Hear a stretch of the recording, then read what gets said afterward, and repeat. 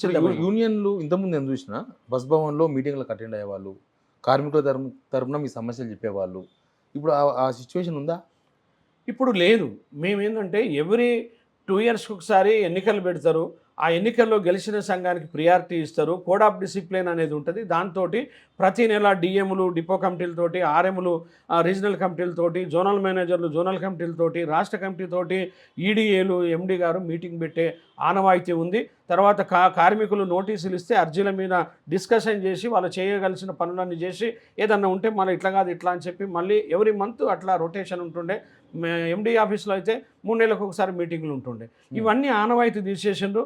ఆఫీసులు మొత్తం బంద్ అయిపోయినాయి. అన్ని బంద్ అయిపోయినాయి. బస్సు భవన్లో ఉన్నాయి లాకేసుకున్నారు. అక్రమంగా, అన్యాయంగా, చట్టానికి విరుద్ధంగా లాకేసుకున్నారు. కాబట్టి యూనియన్లు లేవు అంటున్నారు. యూనియన్లు ఉన్నాయి.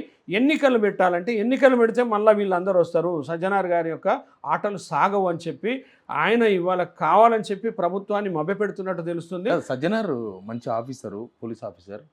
సజ్జనార్ని తీసుకొచ్చింది ఆర్టీసీ మొత్తం సెట్ చేయనికే. ఆయన వస్తే సెట్ అయిపోతుంది అని కదా ఆయన తీసుకొచ్చింది. ఇప్పుడు ఎందుకు మళ్ళీ మీరంతా ఆఫీసర్ అంటే గవర్నమెంట్ ఆఫీసర్లు ఒక్కొక్కరు ఒక్కొక్క టైంలో నిష్ణాతులు ఉంటారు.